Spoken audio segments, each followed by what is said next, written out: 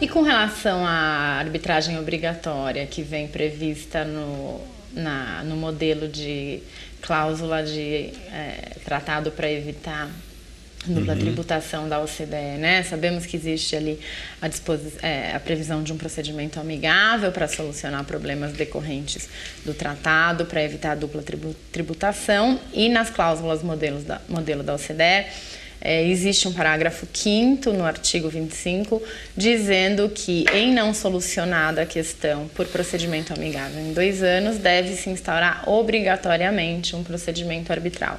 O Brasil não adota esse aspecto específico das cláusulas modelo da OCDE, e com relação a essa arbitragem obrigatória, me parece que a gente teria, sim, um óbice constitucional por você ser obrigado a ir para a arbitragem e ser, portanto, impedido de buscar o judiciário.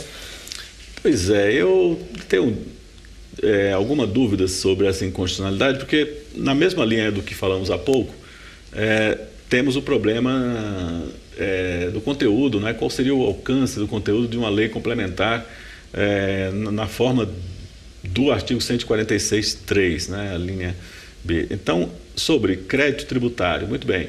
Essa legislação tributária encontra lá no artigo 98 do Código Tributário Nacional uma disposição que diz que os tratados, as convenções internacionais prevalecem sobre o direito interno.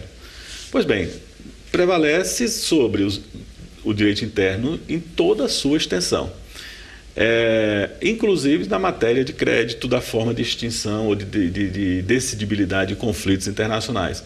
É muito lógico, eu entendo a sua preocupação, mas acho que essa discussão não está no mundo inteiro, né? Não é só aqui.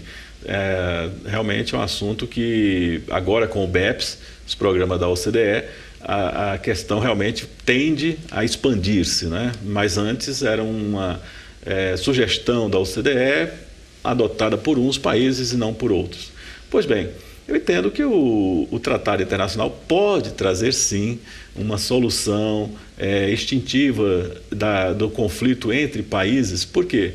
Porque, primeiro, que nenhum deles pode acionar a sua jurisdição, né, para decidir um conflito de entendimento entre os países, né, ou entre contribuintes dos 2 países, para os quais estes países tenham pensado em adotar um regime de procedimento amigável, que é uma tentativa de conciliação, na verdade, né?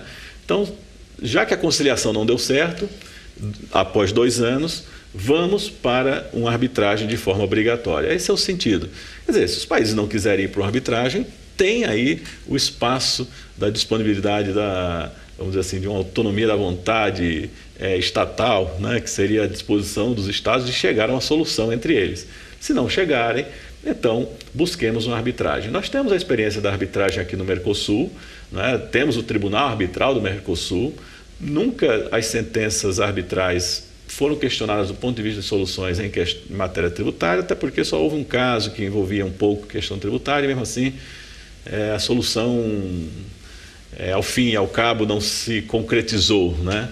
Essa é a realidade. Mas o Tribunal Arbitral do Mercosul existe, funciona, não tem impedimentos para questões tributárias, e por isso eu acho que, se ela vem em um tratado para resolver, às vezes, por vezes, não questões de legalidade totalmente, mas de fato mesmo, sobre planejamentos tributários, se aquilo realmente é ou não é um serviço técnico, à luz da disposição do artigo 12, ou do artigo 21, ou do artigo 7º, e se existe algum conflito entre cláusulas do mesmo acordo, como conciliar isso. Quer dizer, eu acho que a arbitragem pode, aí, nesse caso, dar uma grande contribuição à harmonia que esses acordos de dupla tributação pretendem alcançar entre os 2 ordenamentos.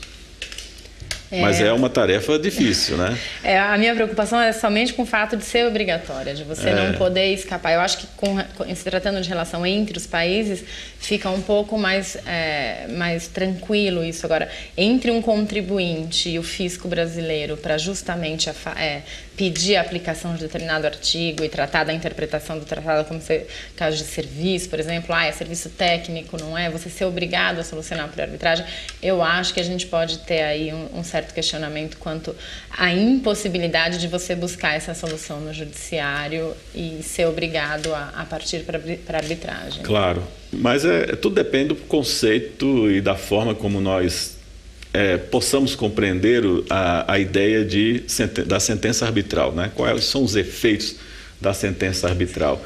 Então, sentença arbitral pode cancelar o auto de infração, a sentença arbitral, ela, se for num acordo internacional, pode conflitar com a lei no plano interno, porque está aplicando o tratado. Quer dizer, o que você acha disso? Eu acho que é uma tarefa árdua para o legislador.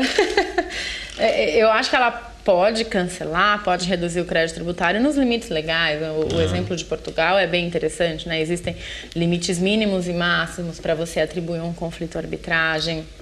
Agora, se conclui, mediante uma análise técnica, que aquele crédito tributário não é devido, não faz sentido a decisão arbitral não poder cancelar integralmente aquele crédito tributário. Do mesmo modo, se concluir mediante uma análise técnica e após debate entre as partes que aquele lançamento seria parcialmente procedente, podemos sim partir para uma sentença arbitral que cancele parcialmente o crédito tributário. Para isso, precisaríamos não só da legislação que vai trazer os parâmetros e os limites da arbitragem, mas também da reforma do CTN, do Código Tributário Nacional, para incluir no rol do artigo 156 a sentença arbitral como condição extintiva do crédito tributário.